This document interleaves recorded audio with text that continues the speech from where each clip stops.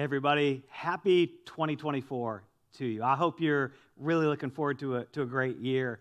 I wonder if you ever found yourself like trying to do two very different things at once, or if you've ever thought about trying to do two very different things at once, right? Like, on some level, it's easy for us to think about, right? It's impossible to mow the yard and do the dishes at the same time, right? It's impossible. It might feel possible, but it's not really possible to try and complete an art project while also doing our science homework, while also reading something for an English or a literature class. It's not fully possible, right? It's not really fully possible to be at swim practice and at the same time be at basketball practice. Right? There are just this feels obvious to us sometimes, that you can't really do two things at once. A lot of us would say, oh, we can multitask, everything else. But when we're really honest, even all the sociological studies and psychological studies have shown people don't multitask well. We really are, our standard of excellence, our production, it drops way down when we try and multitask. There really is value in having some kind of singular focus. And what I want to do is I want to offer you something that might give you a little bit of a singular focus in 2024 that might have a great impact on changing your life. It's a simple thing called Word for the Year. Word for the Year is really an exercise in which we listen and say, hey, God, what is it that you might want to do most in my life this year? Hey, God, out of your love for me, what is the thing that you may want to develop most in me? What's the topic that you may want to show me the most about? What's the theme that you may most want to teach me about or include me in? What's the direction you may most want to invite me to walk with you?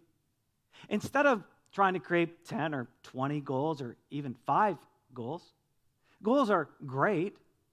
And if we really want to have some goals, what if even before a list of goals, we just picked one word with God? Just one word, an area of focus to help us a little bit, not try somehow to mow the yard and wash the dishes at the same time. One word to give us some focus. You'd say, well, how do I actually get that word? Really, it's much easier than you might think. 3 really simple steps, really simple actions. The first is simply to ask and listen. Just ask. Hey, God, what might you have for me this year? What might be a word of focus? What might be a theme for my life with you this year? And then just listen. And what I encourage you to do is set a timer somewhere. Maybe you'll even pause this video right now and set a timer and quit listening to me for a minute. Just set a timer for maybe 2 minutes. Get a piece of paper out or grab your phone or open a computer or something, and just for 2 minutes, write down every possible theme that comes to mind. Just let your mind and your spirit roll a little bit and just start writing down words. They might be basic sounding words like courage and faith and trust or risk or adventure, or one year somebody's word for the year was Geronimo, right? Or jump or leap or courage or reconciliation or engagement or engineer, right? Limitless. Just let it go. Just give yourself a minute, maybe 2, and just go free form and list all the words that come to mind. When you get to the end of that, you probably have a fairly lengthy list, and it can feel a little overwhelming to say, okay, now how do I manage that? You said one word, I've got 42 words. What am I supposed to do with that? Again, simpler than you think. A simple prayer, hey God, again, what do you have for me? I'm trying to listen. You gave me these words, just listen. And now just look at the list and give yourself about 30 seconds and just pick one. Just pick one. Just pick a word. Just pick a word. You say, what if it's the wrong word? I mean, what if I miss this? Does my year with God depend on this word? Actually, it's okay. It's okay. If you pick the wrong one and you get to February and you're like, that really wasn't the right word. I should have picked this word. It's fine. Just go to the other word. There's all sorts of grace for that. It's all sorts of grace, all sorts of permission, all sorts of room to start over. But just pick a word. Don't allow yourself to get caught in the paralysis of analysis.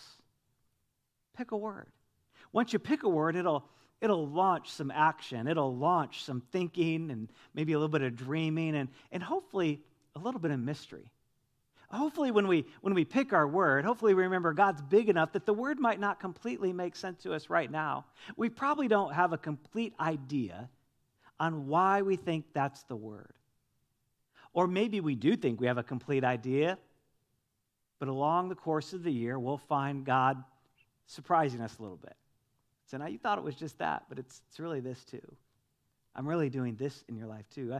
You thought it was courage so you could take a leap or maybe try a new job or something, but it's also courage so you'll have the strength to forgive. So you'll have the moxie to have a difficult, potentially really life-giving conversation. So you'll have the courage to stare down something you don't yet see coming. We might have an idea of why we would pick a word like courage. But Jesus, in all of his goodness and all of his infinite wisdom, might actually be getting us ready for 4 or 5 or 6 things he's doing in our life around this one theme. So just pick a word.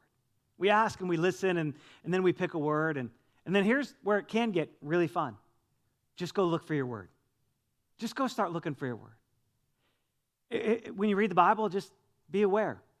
Where do you see your word? Or where do you see the idea of that word? If it's not the exact word, where do you see that theme?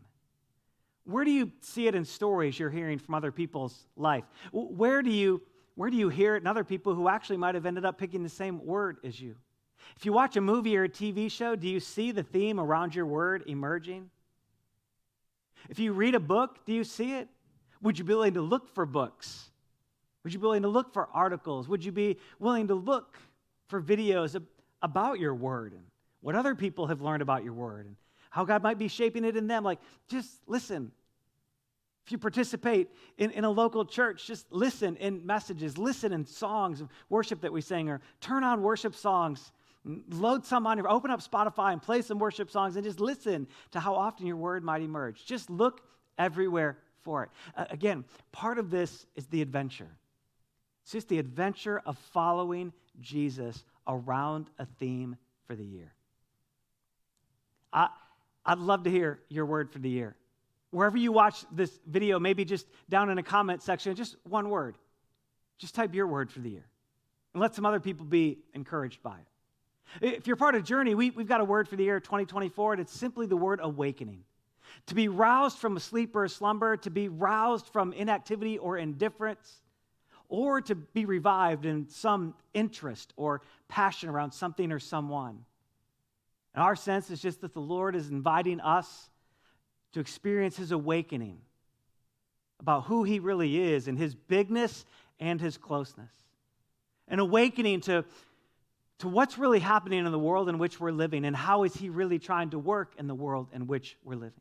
An awakening to what he really deserves because of who he is and how we can respond to that and find great joy and great thrill and pleasure in giving him what he deserves as our Savior and as our friend and as our one really true and eternal King. Just this word awakening. And I hope we'll get a chance to engage that together in the year ahead. So there it is, one simple practice. Instead of trying to live in a year where we're going to try and do something crazy like mow the lawn and wash the dishes at the same time, just focus. One word. What's your word for the year?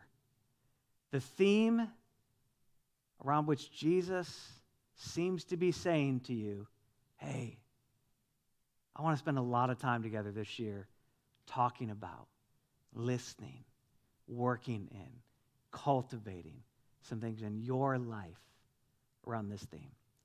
Pick a word for the year. It's going to be a great year. I bless you. I'm really grateful for you. I hope to see you soon. Thanks, everybody.